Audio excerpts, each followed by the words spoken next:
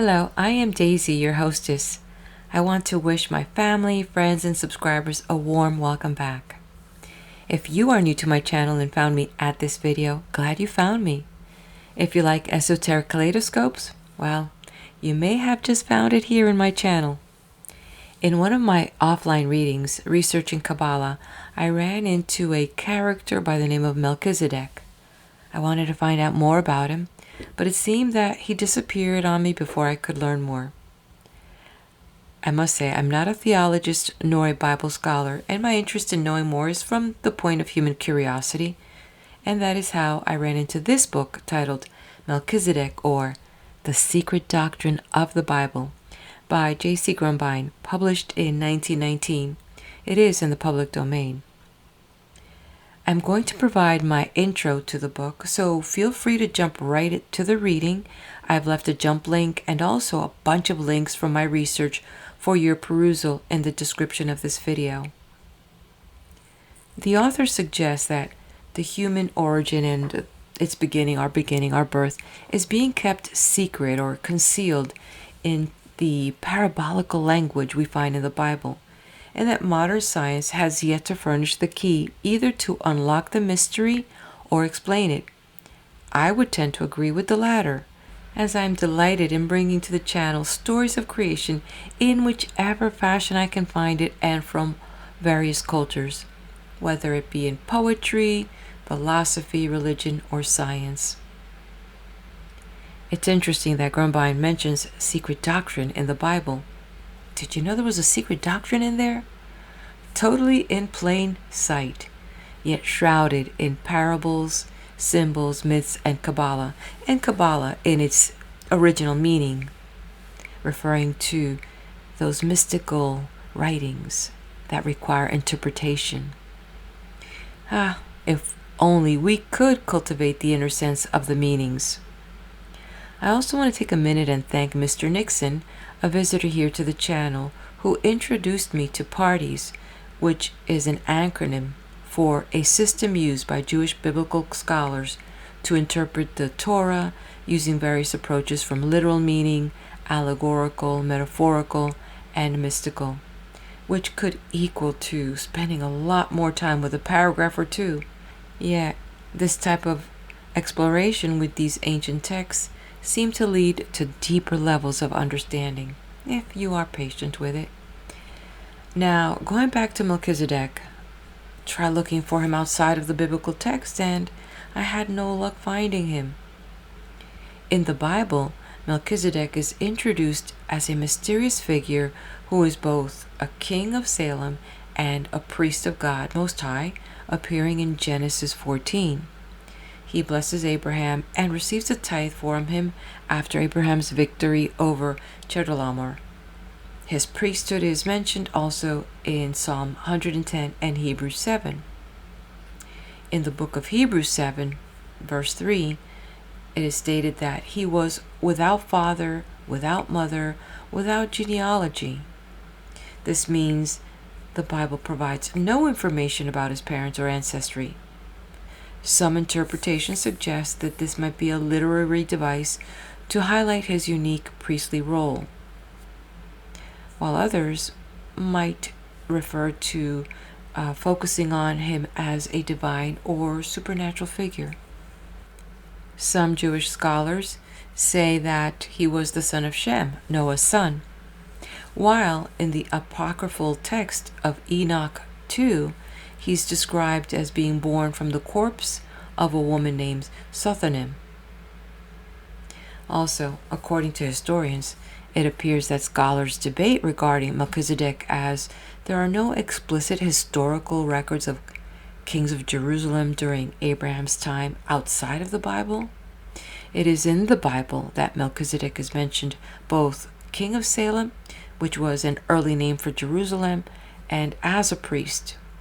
Additionally, scholars note that archaeological evidence suggests that Jerusalem was an established city during the Bronze Age, which aligns with the biblical narrative about the city's early history. Some would say that there are historical records of kings during the time of Abraham. The controversy is that they are using the Bible as that reference, not some other like political or historical texts. They refer back to the Bible in Genesis, which mentions several kings, including Amraphel of Shinar, Arioch of Elasar, Chedorlaomer of Elam, and Tidal of Goim, who were contemporaries of Abraham. Of these mentioned, Arioch of Elasar could be said of being King Arioch as a separate entity in non-biblical texts. The existence and reign of Edi Aku, Rimsin of Larsa, who is widely considered the historical counterpart, are documented in ancient historical sources.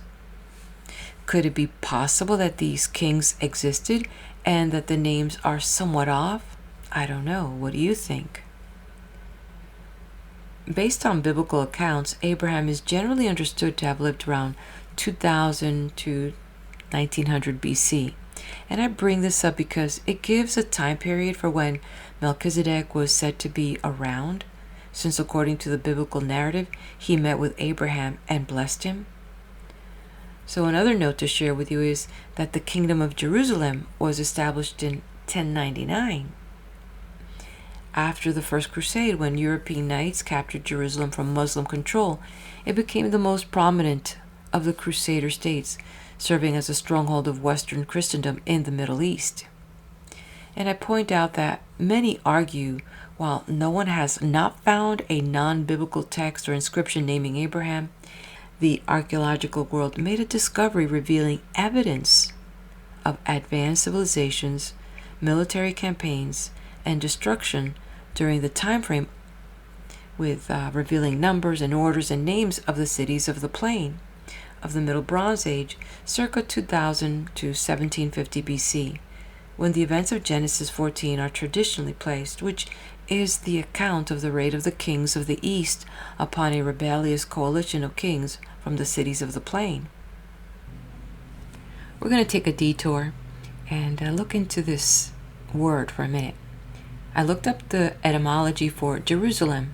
It is said to mean foundation of the pagan god Shalem. The god Shalem was then the original tutelary deity of the Bronze Age city.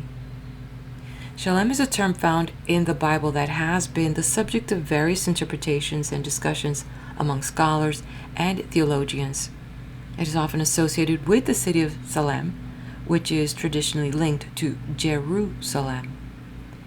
So breaking the word into two parts, the Jeru, Semitic letters are Y, which means to found, to lay a cornerstone, and the triconsonantal Semitic word Salem, SLM, means whole, save, sound, peace.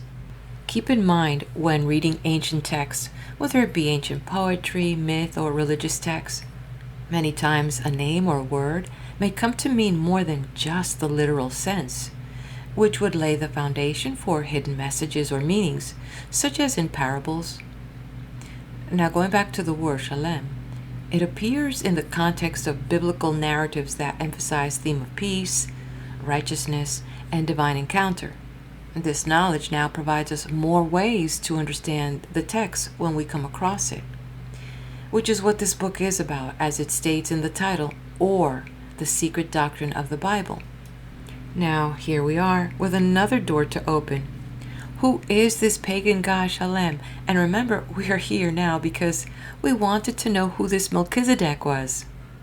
So, Shalem, also written as Salam, S-A-L-A-M, and Shalim with an I, S-H-A-L-I-M, is said to be a pagan god in Canaanite religion, mentioned in inscriptions found in Ugarit, now known as Ras Shamra, Syria. William F. Albright, who was an American archaeologist, biblical scholar, philologist, and expert on ceramics, and also had a role in the authentication of the Dead Sea Scrolls, identifies Shalem as the god of the dusk. Some scholars believe the name of Jerusalem is derived from Uru Shalem, meaning city of Shalem. I'm going to make a side comment that some scholars argue that Salem of Melchizedek was not Jerusalem, but a town 8 Roman miles south of Scythopolis, and gives its then name as Solumius, and identifies it with Shalem, where John baptized. Okay, now that we crack the door open, what do we see in this region of Canaan? This pagan god Shalem is said to have been a pagan god in Canaanite religion. And when we look out, we see Canaan, which encompassed the general region of present-day Israel, Palestine, Lebanon, Jerusalem, also being a major city within that region, and parts of Syria and Jordan. Jerusalem also became known as the land of Judah. Seeing this picture allows us a bird's eye view of how things morph over time, and how religions and culture rise and shift as well. In Ugaritic texts, Shalem is depicted as a son of the chief god El. What the? Another god? Remember, we just opened the door to Old Jerusalem, Salem, when it was said to be known as Salem before the time of Jesus. We are in the region of Canaan. We're getting the picture here that there are multiple gods in the region. Could these gods be earthly? Or were they just titles for people who were anointed as what we call today governors, who had power to rule over the region, and that perhaps over time they became mystified, godified, or mythified because of the power they wielded? I'm not taking you down a rabbit hole. I'm just bringing you along and being like that kid in The Emperor's New Clothes who innocently cried out, "The king is naked. He has no clothes." We're just following breadcrumbs and asking simple questions. No judgment, just truth unveiling. This is not to disturb our faith. If anything, this should ground us in inner faith even more. So let's look at this god El. And the first recorded use of the name El was in conjunction with Elyon, found in the Bible in the book of Genesis, chapter 14, verse 18 through 20. The name El Elyon meaning God Most High. This passage describes the encounter between Abraham, later Abraham, and Melchizedek. Ah, we found you! Melchizedek, the king of Salem and priest of God Most High, El Elyon. Melchizedek blesses Abraham in the name of El Elyon, God Most High, and Abraham later uses the same name when making an oath. Later in the New Testament, Jesus is recognized as the Son of the Most High God, demonstrating that El Elyon is not confined to the Old Testament and bringing a connection between Melchizedek and Jesus. Things become interesting when you have a little gnosis. All this aside, for those with eyes to see and ears to hear, that which is ineffable will become clear as you go through these texts provided in this book here of the Secret Doctrine of the Bible. And as Grumbine mentioned, religions across the world, while different in their approach, seem to converge on one central fact, that life is essentially spirit and divine. It is not born of matter, although associated with it. It is eternal, and therefore the soul is immortal. He also made a differentiation between the supernatural and the supernormal. I kind of liked it because it made sense to me. He said supernaturalism, or supernatural as used by theologians, implies an accidental or sporadic happening impossible under natural and spiritual law, implying a miracle, while supernormalism or supernormal implies mystery, which science can explain. To see, hear, feel spiritually so that one can function on the astral plane, see visions, hear voices, commune with spiritual beings in the spiritual world, telepath, receive inspirations and revelations consciously, to prophecy and heal, to interpret visions, to know the deep things of God. To do these things may be mysterious, but not miraculous, which can be attained through knowledge of the supernormal. He said it is ignorance which makes supernormal attainments seem miracles, but it is knowledge which dissolves the mystery.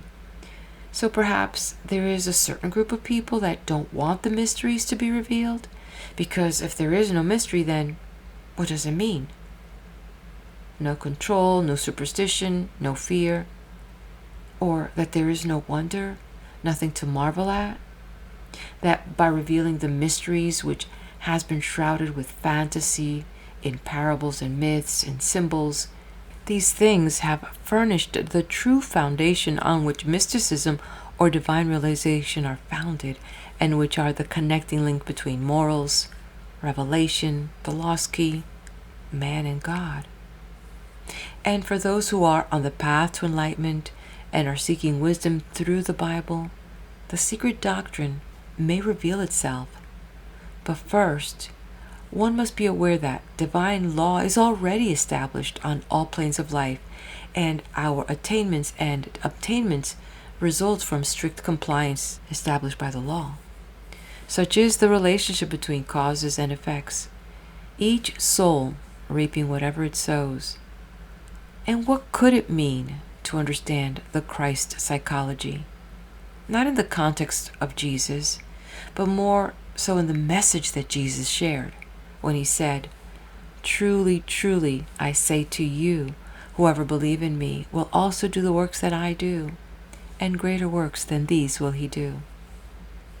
Is the idea of the Christ that, as used in the ancient times, referring to its true meaning, the Christ word, the anointing, in the pure sense that one would consecrate one's life towards the pursuit of the higher virtues. One would live a life and pursue a mindset, that psychology, aware of the divine blessing and the presence of God in one's life. The I am that I am. I do hope that you enjoy this. Please do leave me a comment. Let me know what your golden nuggets are, what you are extracting from it. And, don't forget to hit the like button. And with that, I turn the page. Melchizedek, or The Secret Doctrine of the Bible, by J.C. Grumbine. Published in 1919, this book is in the public domain. A quote from the book of Matthew, chapter 13, verse 35. "I will utter things which have been kept secret from the foundation of the world." Introduction. The Bible has been regarded as a sealed book, its mysteries impenetrable, its knowledge unfathomable, its key lost. Even its miracles have been so excluded from scientific research as to be invested with a supernaturalism which forever separated them from the possibility of human understanding and rational interpretation. In the midst of these revolutionary times, it is not strange that theology and institutional Christianity should feel the foundations of their authority slipping from them, and a new, broader, and more spiritual thought of man and God taking their places. All this is a part of the general awakening of mankind, and has not come about in a day or a year. It grew. It is still growing, because the soul is eternal and justifies and vindicates its own unfoldment.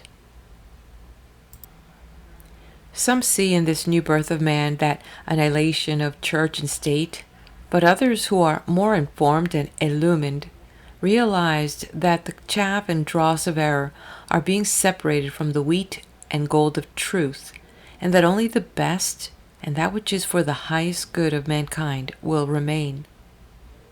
It is a pity that the church must continually perish, that the truth shall shine in perfect and eternal splendor.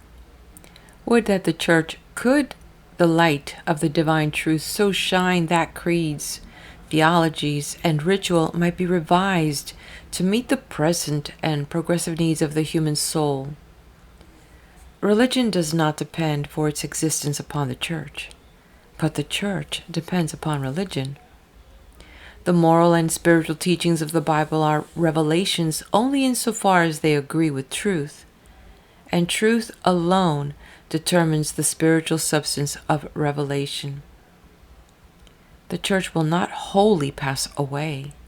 What will and must die in all ecclesiastical institutions is that which limits man's freedom to know the truth. The Bible, no less than other books on religion and science, must stand the test of time. Its supreme importance to man is not its literature or history, but its revelation. All revelation is from within the soul. It is mixed and fused with extraneous and alien matter. It opens one page while it closes another. No Simon pure revelation of truth has ever been given to the world. It must touch the sphere of human intelligence to be perceived and received, and through the purest channel it is tinctured by personality. It must be adapted to the needs of the generations to which it is sent. It is presented in symbols, allegories, parables, and myths. Its doctrines are comparative as well as absolute. In the one the letter killeth, in the other the Spirit giveth life. Jesus approved of and confirmed what is here said when he told his disciples that the Spirit of truth will lead you into all truth, until you shall know the truth, and the truth shall make you free. But what truth? Asked Pilate, and the question repeats itself to every honest soul. It is never simple, because it is many-sided. Its facets are infinite. At best, we can speak of the truth about this or that doctrine of religion, philosophy, and science, but the truth, like mathematics, is self-contained and sustained, infinite and eternal. Facts are appearances of the working of the law of natural and spiritual causality. Religion and the Church, in the universal sense, deal with these spiritual facts, which are their credentials and on which they build their technique and teaching of human and divine service. Without them, religion as well as the Church would be without the witness. The supreme purpose and aim of the witness is not to extract it out of all relationship with the other credentials and material facts of life, but to reveal the spirit of life, which has no other means at hand to prove its transcendent and independent reality, except to show that whereas the material phenomena of life appear to spring up from potential matter as a fact of life, both are traced back to and within spirit. This is the supreme revelation of Jesus, what he affirmed, I am the resurrection and the life. The Bible as well as the soul reveal clearly four specific strata or spheres of human unfoldment. First, the historical, second, the occult, third, the astrotheological, the law, and fourth, the mystical. The latter is demonstrated by the statement of Jesus, I and the Father are one, and I am in the Father, and the Father is in me. The first, or historical, is plain to everyone. The occult is that which is involved in mysteries, such as the hidden wisdom, concealed in parables, myths, symbols, allegories, dreams, visions, prophecies, signs, miracles, the gnosis, lost word, canon, Kabbalah, with which the Bible abounds, but which must be penetrated before the object of the Bible as a revelation is understood. This, the thus saith the Lord, or the working of the law as typified by the astrotheological sphere, makes clear. God geometrizes, wrote Ralph Waldo Emerson, and Pythagoras, an ancient Greek philosopher, had inscribed on the portal of his temple, Let no enter here who is ignorant of geometry. There is, said the author of Proverbs, a time and a place for everything under the sun. And Jesus emphasized the same truth when he added, Every hair of your head is numbered. This, briefly, signifies that law governs life and that law is of spirit, that action and reaction are equal, that whatsoever a man sows, that will he also reap. And that underneath the operations of natural phenomena, effects, and results is the law of spirit, revealing its absolute and eternal majestic and sovereignty in each form of cell, corpuscle, and organism. History manifests what the law occultly reveals. The object of this book is to hint and reveal, so far as it is practical, the secret doctrine of the Bible, that we may no longer grope in darkness or blindness, and that the seamless robe of Christ may be our inheritance. Who is Melchizedek? Biblical history, his office, and his order. All that is known historically of Melchizedek is contained in the Bible, the book of Genesis, chapter 14, verse 18, the book of Psalms, 110, and Hebrew, chapter 5, 6, and 7. The incident which connects him with history is the story of how Abraham, returning to his own country with the spoils captured from Chedorlaomer, who was battling Lot, his sons and tribe in whom Abraham sought to rescue, gave tithes to his superior functionary, Melchizedek, high priest of righteousness and king of Shalem, city of peace. It relates how this distinguished priest of the Most High God refreshed Abraham with bread and wine and bestowed upon him his blessing, making him a priest of his own order. Who Melchizedek was is not made clear. Numerous speculations arise as to his identity. He is said to be without birth and death, father, mother, and descent. As such, his existence is involved in mystery. He is invested with fanciful and mythological conceits. Some, however, trace him back to a father of one branch of the human race, to Shem, and others to Noah. The astro-mythological connection is even more obscure. He is regarded by certain authorities, Bryant in Analysis of Ancient Mythology, as Zedek or Sai, Zedek, who is also identified with Cronus, Father Time, or Saturn, personifications of planetary principles or gods. In fact, such personifications were not the exception when the mystery of the relationship between heavenly principles or astrological names and earlier historical characters as Cain, Abel, Noah, Abraham, Moses are considered.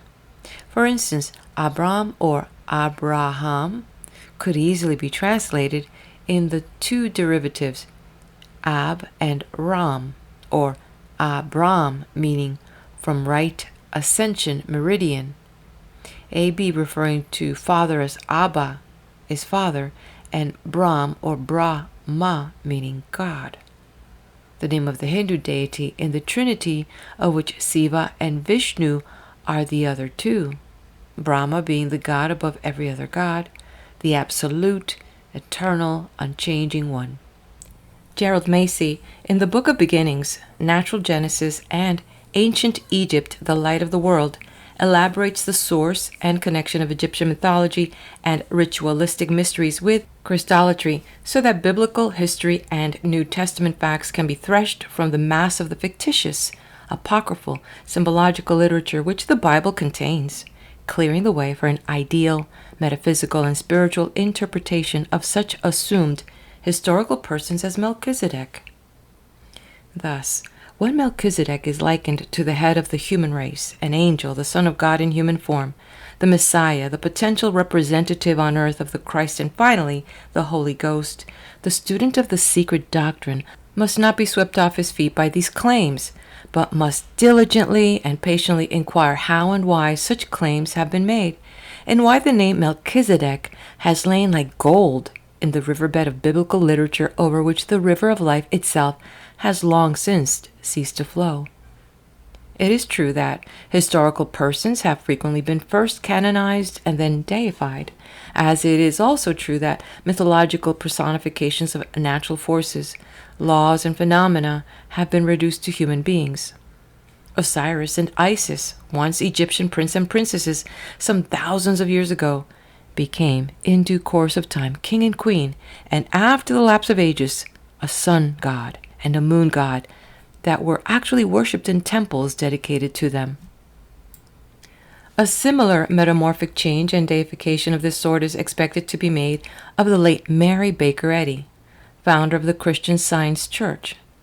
A secret enmity has already arisen from the Roman Catholics against Christian scientists because they see modern tendencies in that direction and fear that the throne of the Christian divine motherhood, now occupied by Mary, may be usurped by what may be called, in the terms of the shop, a spiritual competitor. All this sounds strange and uncanny to ears unaccustomed to the wild and audacious claims of supernaturalists and Christian science metaphysicians, but history often repeats itself. Thus, the language which invests Melchizedek with historical authenticity disguises his real self of divinity. It can be said with much assurance and certainty that Melchizedek, symbolically and mystically, typifies the personification as well as impersonation of the Holy Ghost, which in Genesis for the first time was mentioned in human history and made the representative emblem of man's divine heredity and providence. Thus, the order was formed in the spiritual spheres, in the mystical sense, and transferred to the sublime consciousness of a man, who was the alleged first enlightened godfather of the Jews, Abraham. From him sprung the prophetic capacity which is most virile and active among those who are of the order of Melchizedek. The sense of exalted, dignified, exclusiveness, separateness, and august divinity which clothed that personality of the ancient Jewish prophets was founded upon spiritual relationship which connected Abraham mystically with Melchizedek. Worthiness of body and mind, heroic and true in their consecration to truth, they became the high priest after the order of Melchizedek, through whom was preserved the spirit of the original human vision and spiritual ideal of divine perfection, which in process of time, when the old school of major and minor prophets had closed their books of prophecy, the human realization and divine incarnation should come among mankind as the Messiah, or Christ. It was not improbable that this divine perfection should lodge potentially and inactively in the soul of man, until kindled into a conscious vision by a divine visitation as that of an angel, an avatar, an epiphany, and then enter upon its earthly travail in the womb of woman and the mind of man to celebrate its nativity. First in prophetic vision, and afterward, when cosmic and earthly conditions are ripe, to manifest in its perfect human incarnation. All this is hinted at in Genesis in the mysterious meeting of Melchizedek and Abraham. The secret doctrines of the order, its myths, mysteries, symbolisms, canons, philosophy. It is a well-known fact that there was, and still is, a secret doctrine known to the ancient and ignored by the modern world. Although glimpsed by certain God-conscious and illumined souls as prophets or seers and great racial teachers, and that this doctrine was hinted at by Paul in his references in the Hebrews to the order of Melchizedek. In a unique book printed in London, 1897, and entitled The Canon, with an introduction by R.B.C. Graham, much is written about the pagan mystery perpetuated in the Kabbalah as the rule of all the arts. The supernal atom of the spirit or heavenly world became the earthly atom, since the earth, to quote the canon, was philosophically considered to be the mother or receptive power in the planetary system. She was figuratively said to have conceived and brought forth the primeval man, the earth-born atom, the son of the supernal atom. Thus, according to the Hebrews, the race of mortals was produced, and the spirit of life having been implanted in the body of the first man, he transmitted it through Eve to all subsequent generations. This sounds vague, indefinite, unscientific, as it is to an evolutionist who does not accept as simple and allegorical an explanation of the origin of life or man on this planet. Such a solution, however, is by the traditionalist, animist, Kabbalist, and advocates of the secret doctrine treated as a myth, not as an historical fact, the secret of human origin and birth being withheld from and concealed in the parabolical language. Nor has modern science so far furnished the key either to unlock the mystery or to explain the myth. The word involution will help the student to understand the natural progress known as evolution, the ascending arc of life, which word involution psychical investigators are now throwing light upon as clearing up the false claims, first of theologians as to a supernatural human origin rather than a supernormal or divine, and secondly of physical scientists who deny that man is a human soul and his origin or heredity is from God. Thus, by the denial, outlawing all other and spiritual evidences, which is included in and affirmed and confirmed by the spiritual hypothesis. Bergson, in Matter and Memory, boldly claims that spirit has an existence of its own, that there is in matter something more than, but something different from, that which is usually given. The truth is that there is one and only one method of refuting materialism. It is to show that matter is precisely that which it appears to be. Thereby, we eliminate all virtuality, all hidden power, from matter and establish the phenomena of spirit as an independent reality. But to do this, we must leave to matter those qualities which materialists and spiritualists alike strip from it. The latter that they may make of them representations of the spirit, the former that they may regard them only as the accidental garb of space. Thus Bergson defends the soul or spirit as an entity quite apart from matter and the material world, with which it is associated.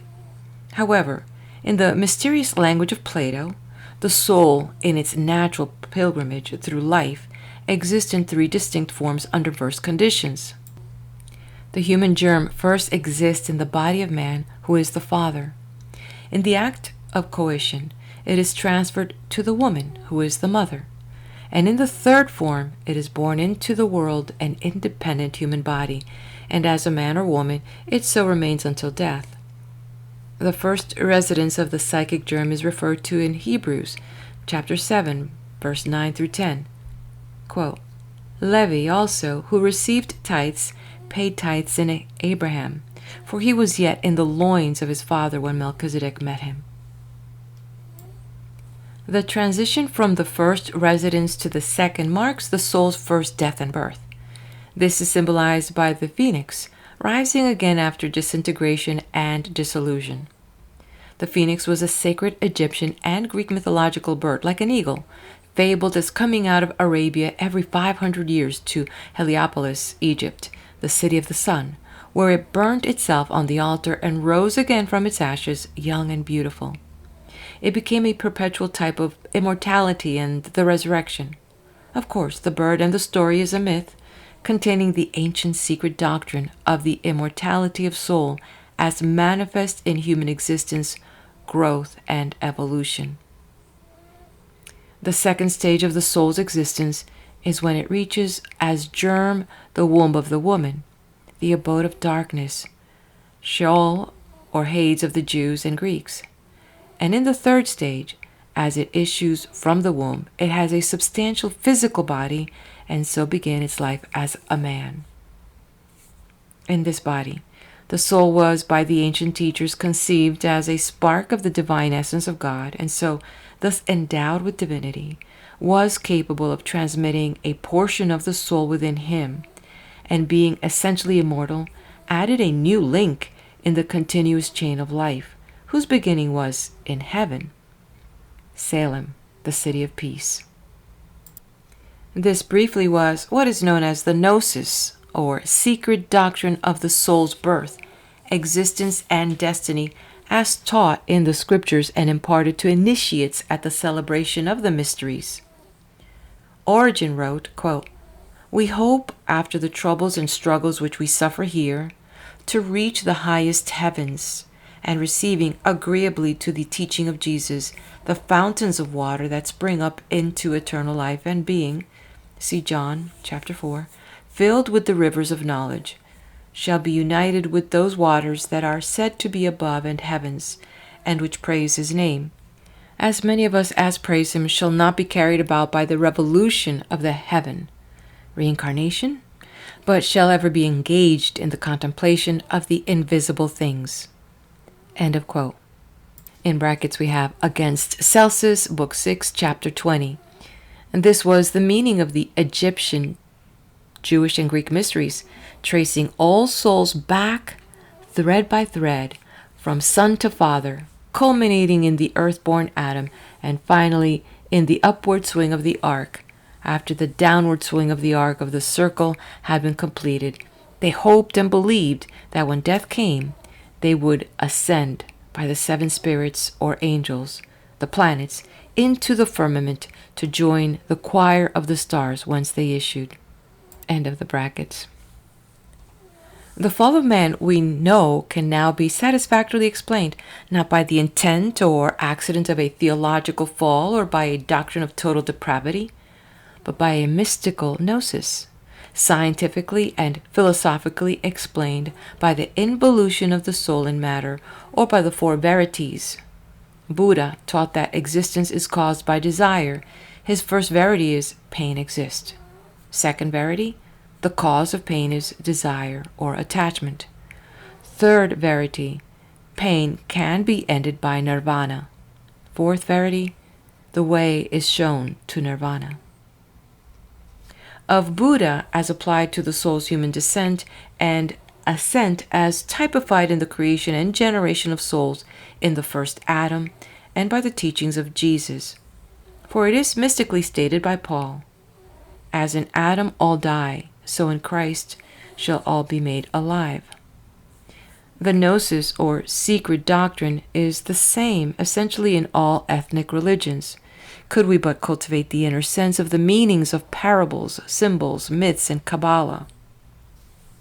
The canon of this gnosis, or secret doctrine, was given by word of mouth by master builders and teachers called priests from temples, in which they officiated to the initiated, who, according to the customs of the times, concealed the teachings and the mysteries, often in contradictory, grotesque, and foolish symbolisms, for which the wise only held the key.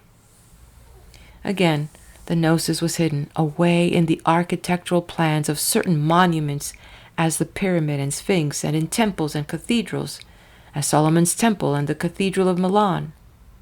Homer wove it into his Iliad, Dante incorporated it in his Divine Comedy, Milton in his story of Paradise Lost. Canonical theology and philosophy buried it in their sacred palimpsest. The epic story of the soul is retold in the 4th chapter of John's Gospel, where Jesus addresses the woman of Samaria. Theology, which was once astrology, became such to conceal the secret doctrine from the worldly wise and prudent, for the same reason that alchemy became chemistry and astrology became astronomy, and so the secret doctrine was temporarily lost, at least to those who preferred to receive orders from a Babel of confusion rather than from the pillar of fire by night and the cloud of light by day. The secret doctrine on 4 planes of expression and manifestation. In the metaphysical analysis of Aya Asher Eise, I am that I am, the mystical source of the self-consciousness, ego or person, is contrasted with the consciousness of the self, divinity, or God, the objective I, or I objectified, with the subjective I, or I subjectified. The former is conditioned by time, space, and the necessity of experience. The latter is unconditioned, free. In the one, the ego is unaware and unconscious of its divinity. In the other, it is quite aware and conscious of it. In the secret doctrine of the Bible, it is taught that there are 4 elements and 4 principles, as well as 4 manifestations and expressions of life.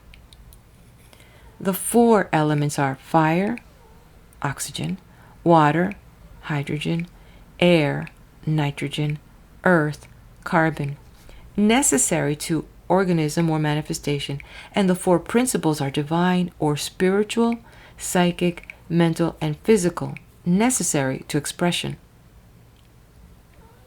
Divinity or spirit, soul, mind, body, constitute the 4 cornerstones of life and have reference to the north, East, West, and South, interpreted in the acronym of NEWS, N-E-W-S, on which, broadly speaking, the foundation of the universe, Solomon's Temple, is built or established.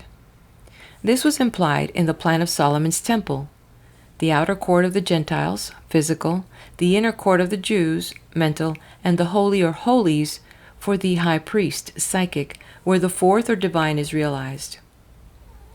The physical, mental, psychic depend upon the divine being, thus completing the circle around the square of existence. Fire among the alchemists and mystics have been symbolized by the sun, as water by the moon, the one masculine having the rose for its floral emblem, and the other feminine having the lily for its floral emblem. Fire is positive, magnetic, and water is electric or negative. Among the Hindus, fire is sacred to Shiva and water to Vishnu, while the air, breath, or spirit would be sacred to Brahma, the third in the triune nature of the Hindu godhead. As fire destroys outward form, Shiva was called the destroyer, the father, and ruled over life and death, and the water preserves. Vishnu was called the preserver, and ruled over motherhood and children. Fire has its metaphysical correspondent and symbolizes the active mind, the senses, the objective life, while water symbolizes the passive mind, the affections, and the subjective life. The sun germinates and generates life from seed by transforming the seed into its living potential form. Thus, it is a destroyer. But the seed does not germinate until moistened by water. And so the moon, ruling the water, the tides, woman, preserves the life in a form peculiar to its kind. The Shiva and Vishnu, active and passive principles of deity, likened to light and darkness, heat and cold, evil and good, rule over spring and summer, autumn and winter, respectively.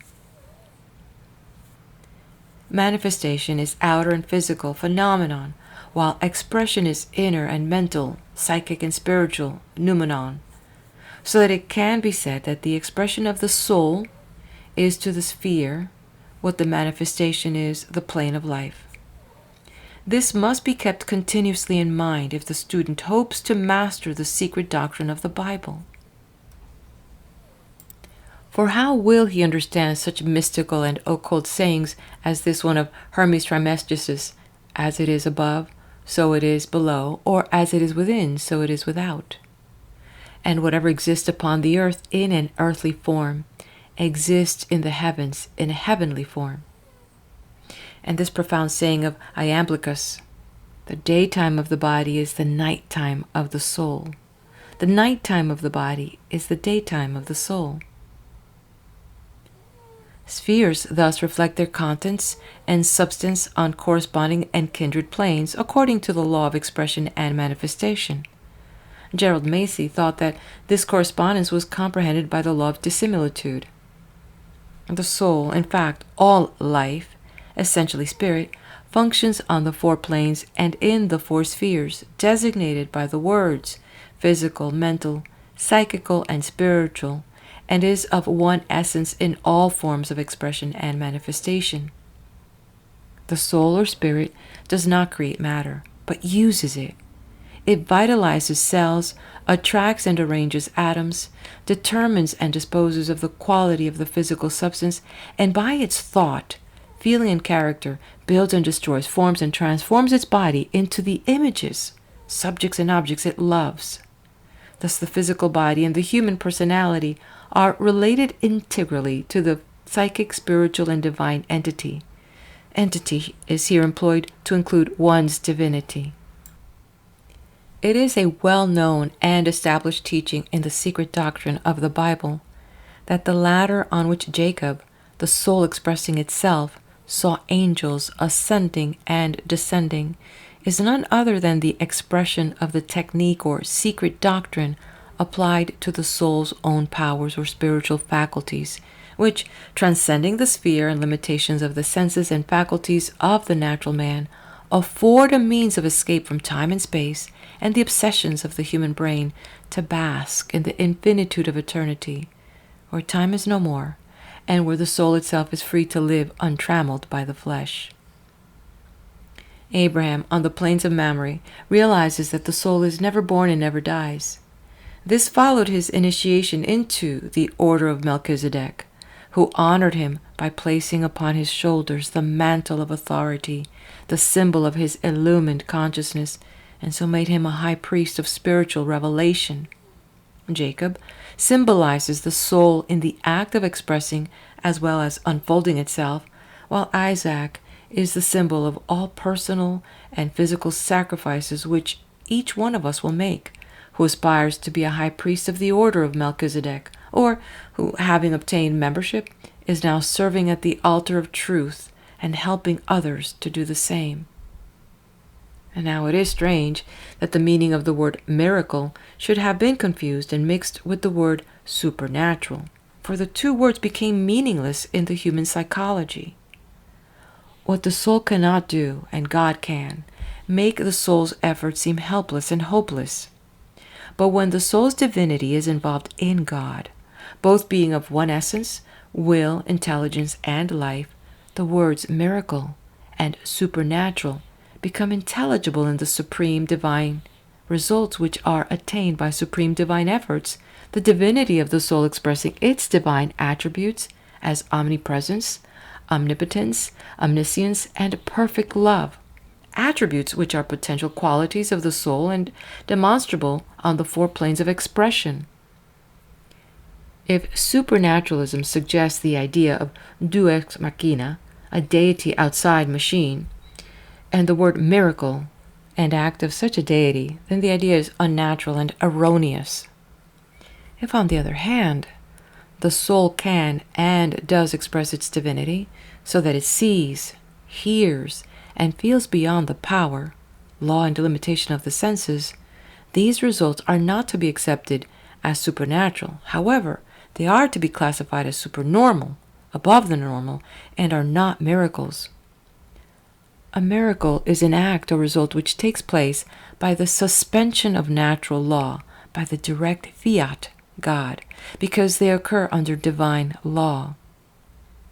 The secret doctrine of the Bible assures us that the inner sense of the scripture depends upon the use we make of our psychic and spiritual powers, and only the mystic who realizes that his divinity and its powers alone are a lamp to his feet and a light to his intelligence has a right to negotiate his powers and personality in this divine business. Does our coin bear the superscription of Caesar or of God? If the secret doctrine of the Bible makes demands upon us, and these demands, when obeyed, condition results, he would be foolish who expected to stand on the outer court of the temple and hope to receive results which belong to those who have prepared themselves to be worthy of the Holy of Holies. Even such as are admitted to the inner court may see the vision clearer and hear the voice deeper because of the degree of spiritual attainment, but they must prepare themselves for what is yet to come. Mere intellectuality, culture, or refinement, however, or self-love, egotism, and ambition lead to a fool's paradise.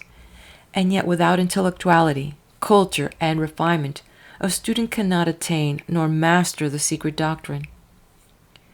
Truth is not simple, except to one who knows everything.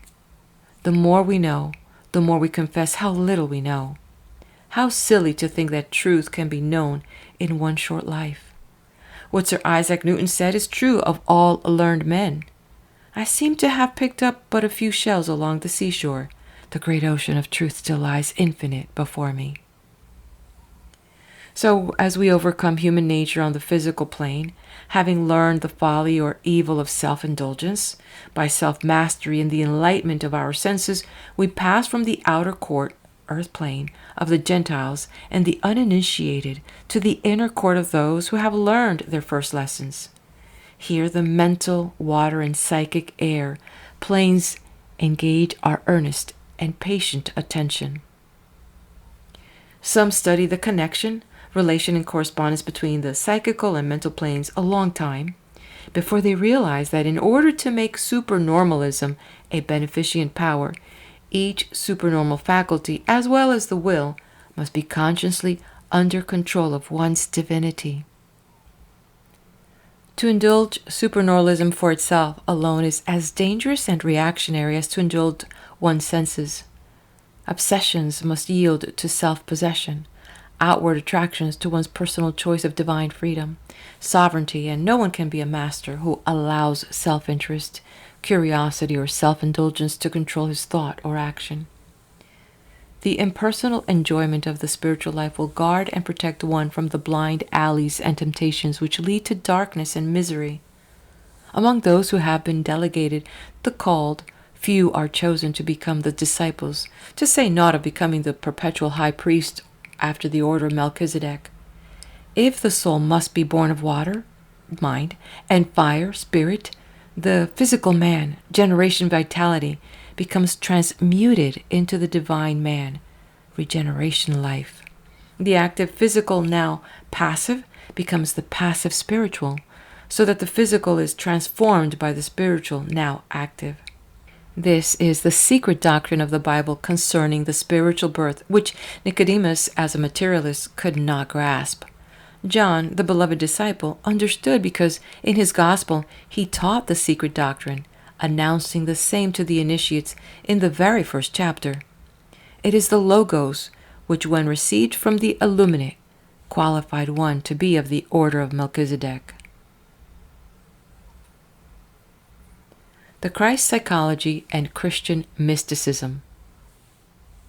It may here be asked, what was and is the purpose of the secret doctrine, which endured through the ages, perpetuated by prophets, and is communicated to us in the silence? Pythagoras, it is said, enjoined 6 years of silence on his disciples.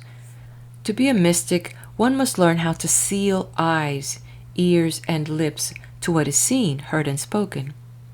When such silence is attained, one learns how to commune with God, and by the spiritual order of Melchizedek, the Holy Spirit, indefinable to vulgar intelligences, is an ever-present spirit of truth, indwelling in all spiritually minded and illuminated souls, by which truth is revealed concerning spiritual realities. The august presence of God could not approach nearer to us than does the Holy Spirit of truth.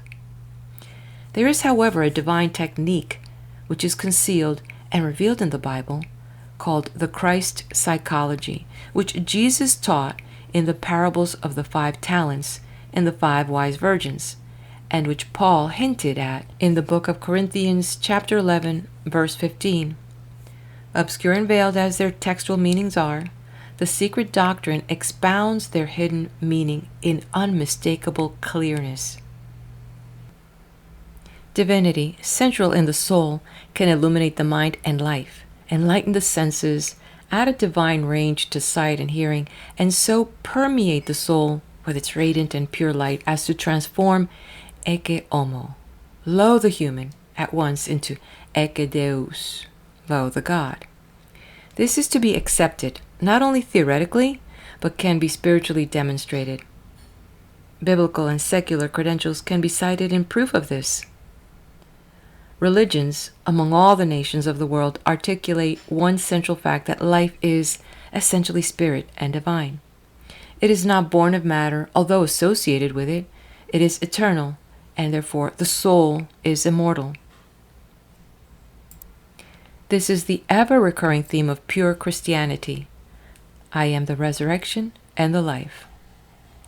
To prove one's divinity and make it a conscious, helpful principle of one's life is the supreme end of religion.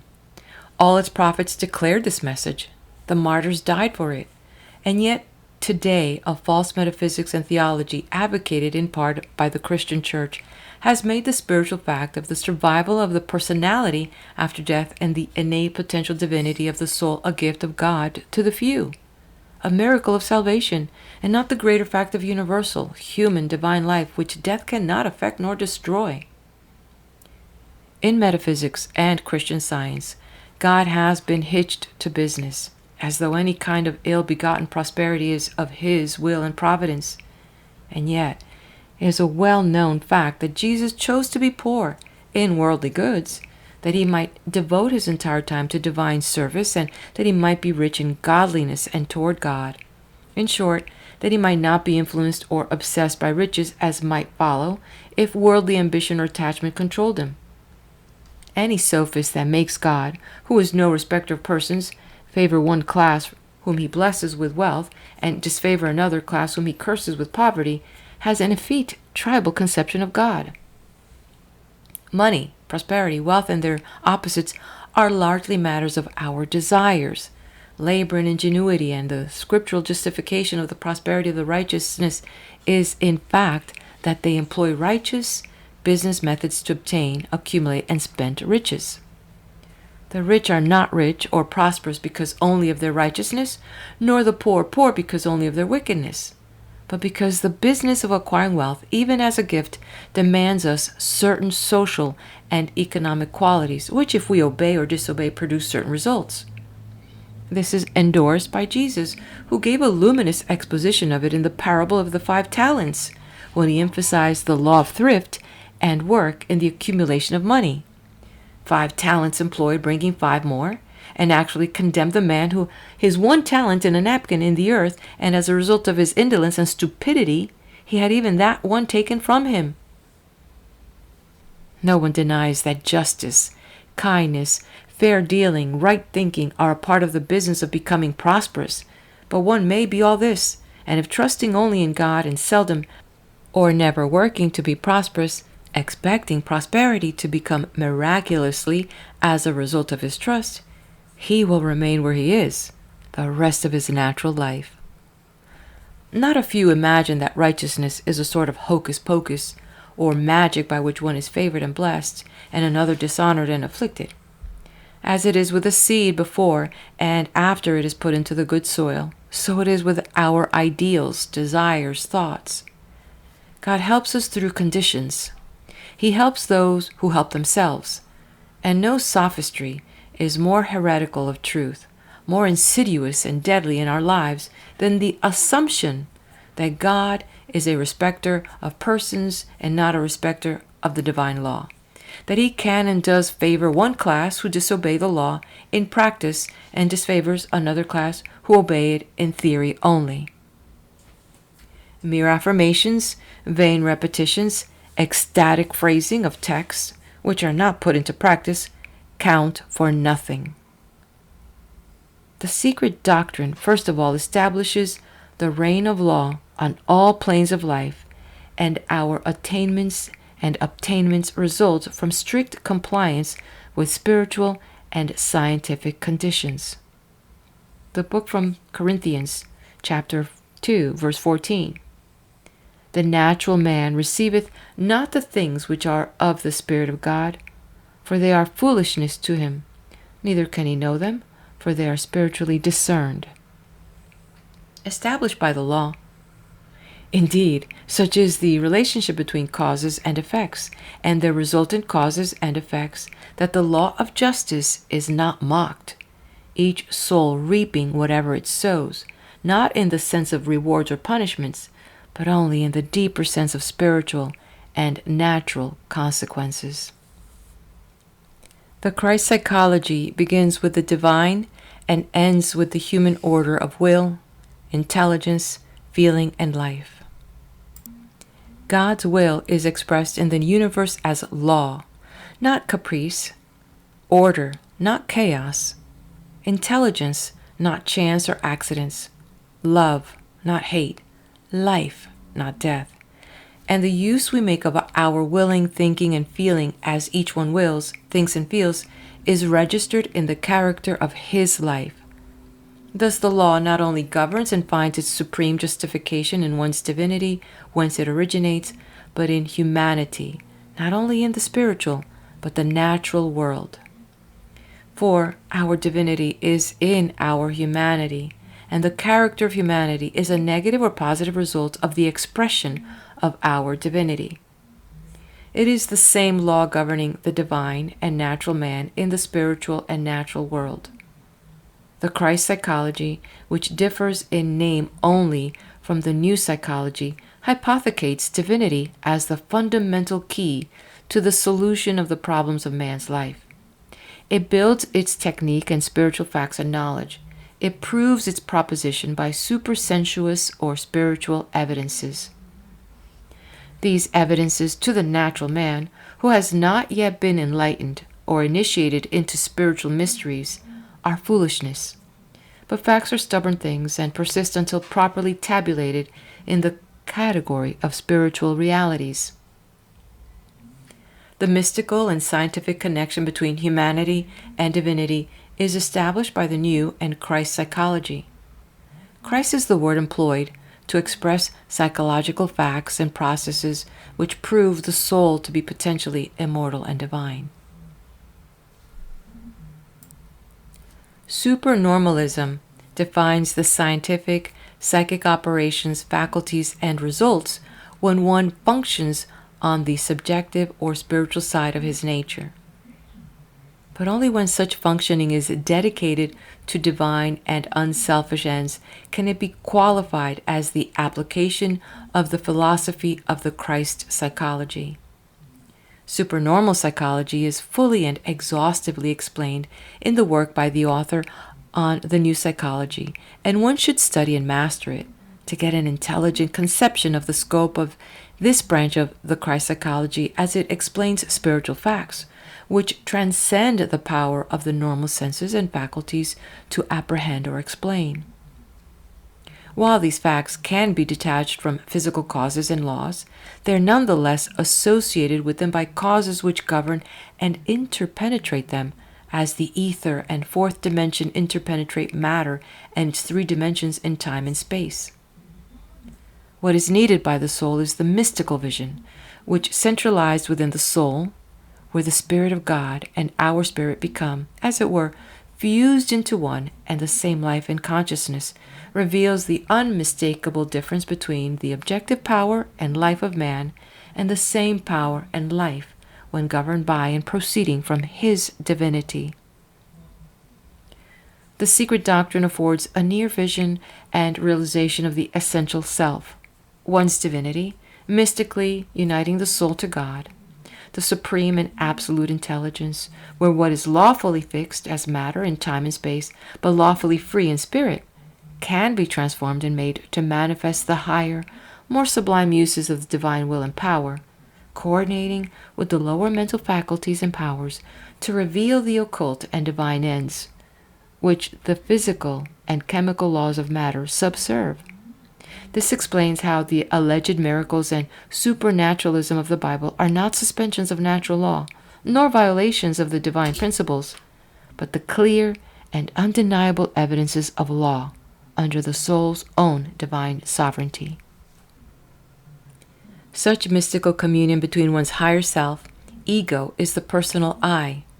Divinity is the divine I, or self-universal as an entity individualized and potential in all souls.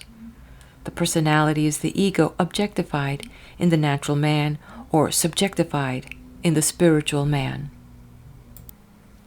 The personal ego depends upon the divine I for its existence, or divinity in God concerns the ego or self in the divine life, in the superconsciousness rather than in one's use of supernormal powers on the normal or supernormal plane.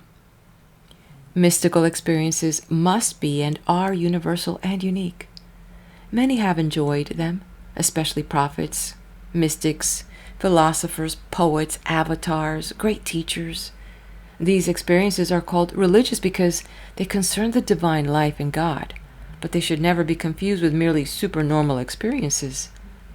For while they are most useful and inevitable in the attainment of spiritual realizations, they are not directly and integrally of the impersonal spirit of the God consciousness.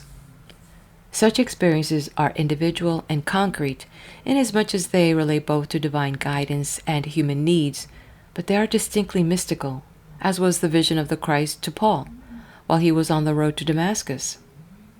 Singular as such experiences are, they are of the universal spirit, and whether in form of a vision or voice, they enter the soul only when the soul is either ecstatically in communion with God, or, as in the case of Paul, when the time has come for the soul to end its futile search after truth, and so to react its life from the standpoint of divine conviction and mental illumination as to enter joyful, freely into the larger messianic and apostolic service. The meteor, as well as the sun, roll on orbits concentric with the ellipse, where the light and darkness part company forever. He who would find himself must move toward the center where God is, and where the two wills, human and divine, unite and fuse at last into one. It is supremely important that if one is of the order of Melchizedek, that he think, love, and working in the outer court of the Gentiles as he serves in the Holy of Holies.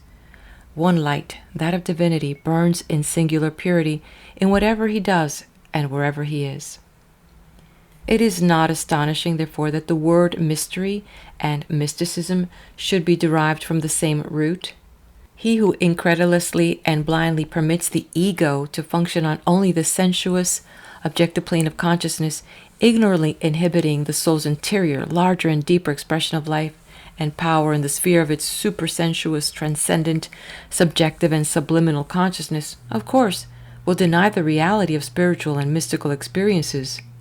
But the moment the ego is disenthralled from the senses and liberated from the self-imposed obsessions of its desires, and these very desires are destroyed, then the ego is free, as was Paul, to enjoy consciously the reveries, ecstasies, visions, voices of his soul, of angels and ministering spirits, as sent of God, and as part of the order of his divinity and destiny. To seal the lips, close the eyes and ears is the first condition in concentration, which concerns the center of being and divinity, and not any one particular subject or object of consciousness and life. Such centralization of thought first, and then of the ego, releases the soul from the bondage to sense attachments, mental habits of reaction, and nervo-psychic automatisms, and fortifies it against similar sensuous temptations. A divine feeling, divine love, and thinking, truth, and being, God, transforms the nature of the soul, and so, by its divinity, it is in the earth, but not of it. It is living the normal life as master, under the Christ principle, and not as the obsessed, controlled slave of the carnal mind and life.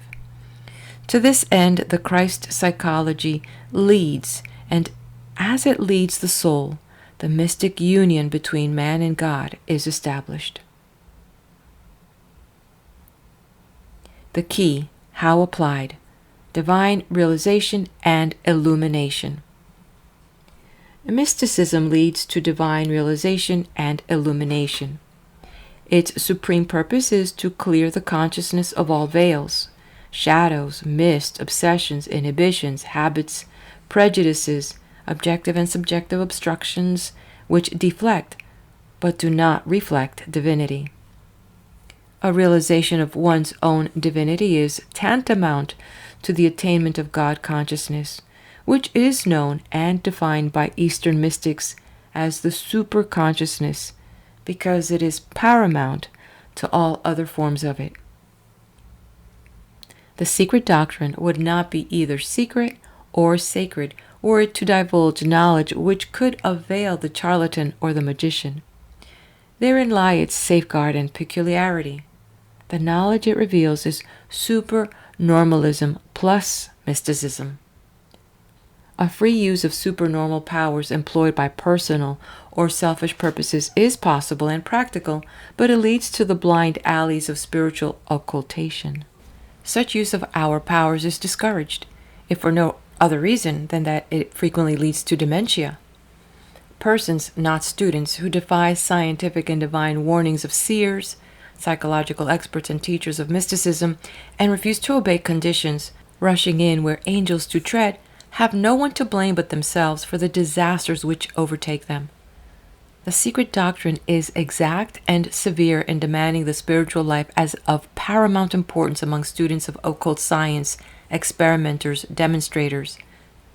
This life is impersonal, universal, cosmic, and the foundation on which is built the conscious perception of spiritual revelation, divine realization, and illumination. Supernormalism is not mediumship. It affirms self-possession, freedom and conscious sovereignty against obsession, control, and unconscious dependency. The phrases spiritual gifts employed by Paul in the book of Corinthians chapter 14 refers to supernormalism, not mediumship or supernaturalism. Supernaturalism, as used by theologians, implies an accidental or sporadic happening impossible under natural and spiritual law, traceable to an alleged fiat of God, to whom spontaneity of action is a privilege inexplicable to human reason, even in the absolute perfection of the divine will. Evolution, in a divine sense, implies involution, but does not deny the innate potential, ultimate perfection of the soul.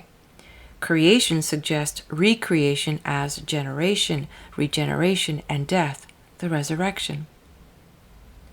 Supernormalism signifies no accidental fiat of God because his eternal plan failed, or because the soul from birth in matter could and would not save itself from ignorance, weakness, sin, and sickness, as does the word supernaturalism, but affirms the enfolded, involved potentialities of divine being, which, when expressed, proves one's divinity and mystically associates man with God. This is important to perceive, for when it is understood, one can understand the difference between mediumship, which is largely an organic and psychic peculiarity of human nature, than a spiritual attainment, as illustrated by the comparative meanings of the words medium and adopt, or magician and necromancer, sorcery and hierophants, prophet and Christ. There can be no mistake in either scientific or spiritual definitions.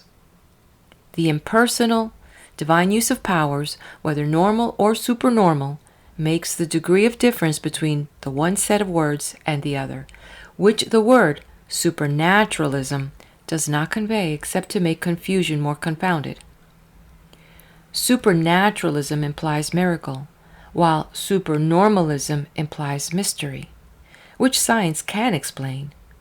To see, hear, feel spiritually, so that one can function on the astral plane, see visions, hear voices, commune with spiritual beings in the spirit world, telepath, receive inspirations and revelations consciously, prophecy, heal, interpret visions, know the deep things of God.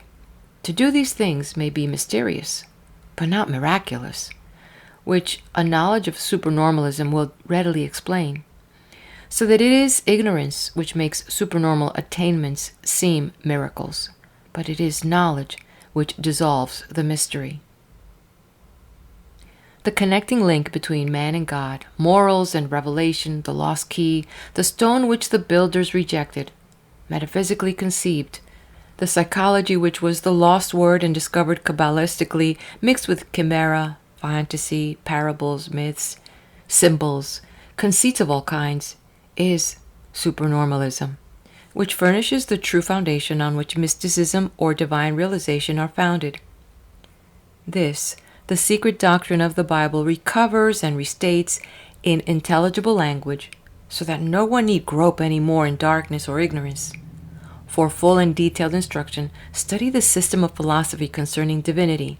Read also books on the philosophy concerning the divinity of clairvoyance, and the philosophy concerning the divinity of clairaudience by the author. Melchizedek, so long mysteriously and remotely connected with man's earliest life, thought, and destiny, is no longer to be esteemed an historical man without birth and lineage, but divinity, personated as the Holy Spirit or the Spirit of Truth, which is indwelling within every human soul and preparing humanity for its highest orders, to be a perpetual priest at the divine altar, where, as in the Holy of Holies, the pure white spirit burns with an ineffable and indistinguishable glory. The lamp may become useless, the oil be burnt up, the wick die down to a mere bit of carbon, but the soul with its radiant, eternal light will shine on and on forever. Supernormal psychology is a lamp to man's feet. It orders his mind to a cosmic scheme and keys his heart to a celestial vibration. It reveals his eternality and infinity in his divinity. It explains the reason of law and the law of reason. It proves the Bible to be as the fig tree, concealing the fruit under the shadow of its literature, or as the coconut, containing the water of life within its historical shell. It shows that Adam and Eve were not the first father and mother of the human race, but the electromagnetic type of the active and passive principle of the universe, in which, as in the human organism, the soul short-circuits God to find that he can cut himself temporarily from his supply and divinity, only to be forced by the negative and positive law of his being, action and reaction, to find life and immortality, unity and oneness in the very God, in whom he ignorantly lives, moves, and has his being.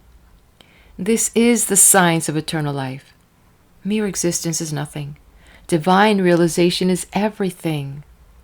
The conscious knowledge that in this sovereign power of divine love, the soul discovers God, as in the passion of human love it loses God, is the sublime and perpetual revelation of religion, which occult physiology explains as the immaculate and immaculate conception of the incarnation of God in the human race, and with occult psychology reveals as the inhibition and exhibition of the superconsciousness, the Christ life, wherein our own divinity denies or bears witness to God. Man in the microcosm and God in the microcosm are of one divine being. The soul's triumph over the flesh and the carnal mind demonstrates its celestial origin and destiny. Melchizedek, without birth or death, family or genealogy, clothing, Abraham, historical man, with the mantle of his majestic and sovereign divinity, typifies that our divinity, the divinity of man, thus sheltered and protected through the ages, like the lily in the mud, will rise to express the Christ and affirm, I am the resurrection and the life. And this concludes the reading of Melchizedek, or The Secret Doctrine of the Bible by J.C. Grumbine. Please do hit me up with a like and leave a comment and share this with your friends that may be interested in esoteric and occult content, and subscribe to the channel. Be blessed.